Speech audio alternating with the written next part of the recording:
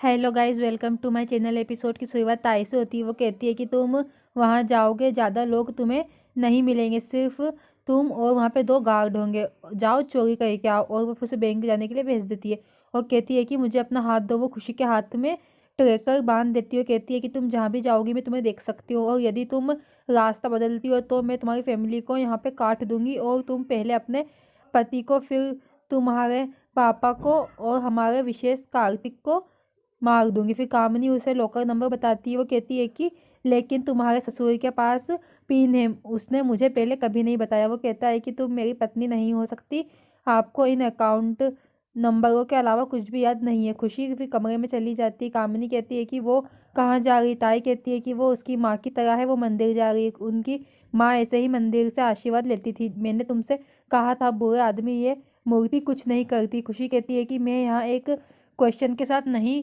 हूँ भगवान, और आपसे पूछे कि आपने ऐसा क्यों किया, क्योंकि जब तुमने मेरी जिंदगी को खुशियों से भर दिया तो मैंने कुछ नहीं कहा, बस आपसे विनती है कि मेरी फैमिली को बचाओ।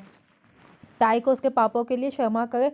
वो नहीं जानती कि वो क्या कर रही। ताई कहती है कि क्या आप कर चुके हैं। खुशी बाहर आती है। ताई कहती है कि गुड लक के लिए दही चीनी देती है। फिर आखिर में कहती है कि आखिर में तुम्हारी दादी हूँ। फिर खुशी उसे खाती है और चली जाती है। अबीर कहता है कि ये सब मेरी गलती है। प्रताप कहता है कि ऐसा मत करो। अबीर कहता है कि मेरी अपनी माँ मेरी पत्नी की जान जोखिम में डाल रही है और हमारे लिए खुशी है धिक्कार है मुझ पर, मेरी पत्नी लड़ाई लड़ रही है और मैं यहाँ हारे हुए बैठा हूँ। प्रताप कहता है कि तुम नहीं हो। खुशी जानती है कि कामिनी ने ये सब किया है, तुमने नहीं। अबीर कहता है लेकिन मैं बहुत असहाय महसूस कर रहा हूँ, खुशी वहाँ है और मैं उसकी मदद नहीं कर सकता। प्रताप कहता है कि वो बुद्धिमान है, मुझे उस पर विश्वास है, वो यहाँ आपके और आपकी फैमिली के लिए कर रही है, उस पर विश्वास रखो। ताई आती है और कहती है कि मुझे खाने के लिए कुछ लाओ। प्रताप कहता है कि ये घर नहीं है, तुम्हारे पिता का होटल है।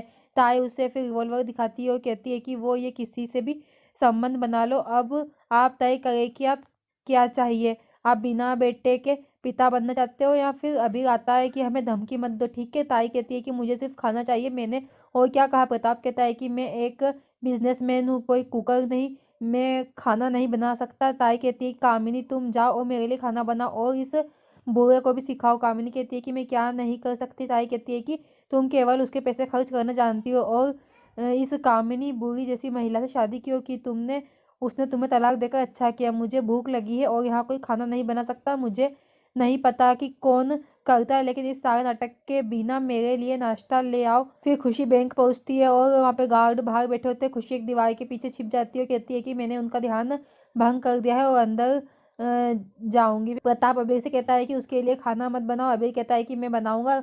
अबीर प्रताप से किचन में कहता है कि मेरे पास एक प्लानिंग है, हम उनके खाने में नींद की गोलियां मिला देंगे और 10 मिनट बाद हम यहाँ से दौड़ेंगे और सबको बचा लेंगे। अबीर कहता है कि तुम्हें बस मेरे सबसे बुरे सपने का सामना करना है, तुम्हें ये करना होगा। कामिनी ताई से कहती है कि आखिर वो क्या था, तुम मेरे बारे में इतना बकवास कर रही थी, मैं तुम्हारे बारे में भी जानती हूँ। उस कार्तिक ने तुम्हारे लिए बहुत कुछ किया और तुमने उसकी पत्नी को मार डाला। तुम पीठ में छुरा घोंपती हो, मैंने तुम्हें जेल से बाहर निकाला और तुम मुझे नीचे दिखा रही हो। ताई कहती है कि तुम पहले से ही अपमानित हो, मैं ऐसा नहीं कर सकती, मुझे ये रवैया मत दो, जाओ उसे इसे अपने पति को दिखाओ।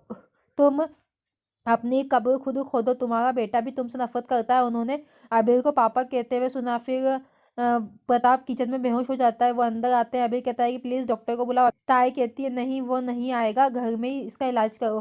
फिर खाना नहीं खाने की वजह से वो बेहोश हो गया, मेरे बेहोश होने से पहले खा लो। अबीर कहता है कि मैं खाना बना रहा हूँ। अबीर कहता है कि पापा मैं तुम्हारी दवा लेके आता हूँ, तुम यहीं रहो। अबीर कमरे की ओर जाता है। फिर उसे वो आदमी रोकता है। ताई कहती है उसे जाने दे। फिर अबीर मेडिकल बॉक्स में नींद की गोलियां निकालता है। कामिनी कहती है क्या तुम ठीक हो। वो कहता है कि ये आपके बिना किसी का काम नहीं है। कहती है कि क्या तुम मुझे कोस रहे हो, मुझे आपकी चिंता है। प्रताप कहता है कि जिस दिन मैंने तुमसे शादी की उस दिन मैं श्राप देता हूँ, बाहर में जाओ, मैं तुम्हारा चेहरा नहीं देखना चाहता। खुशी कार को गेट के पास पार्क करती है। गार्ड कहता है कि आप यहाँ पार्क नहीं कर सकती हो। कहती है कि मुझे पास की सोसाइटी में जाना है। अभी गोलियां लाता है। कामिनी मेडिसिन लेती है। कहती है कि ये क्या है प्रताप, डॉक्टर ने आपकी खुराक बढ़ा दी, आप अपने स्वास्थ्य का ध्यान नहीं रखते। अबीर ने उन्हें दिखाने के लिए दवाई की बोतल बदल देती है, इसमें उसने नींद की गोलियां डाल दी। अभी कहता है कि चुप रहो, मैं अपने पिताजी की देखभाल कर सकता हूँ। फिर पापा कृपया उठो। वो फिर प्रताप को रसोई से बाहर ले आता है। कहता है कि पापा आप सोफे पर मैं इंतजार करो। कहता है कि काश ये गोलियां काम करती।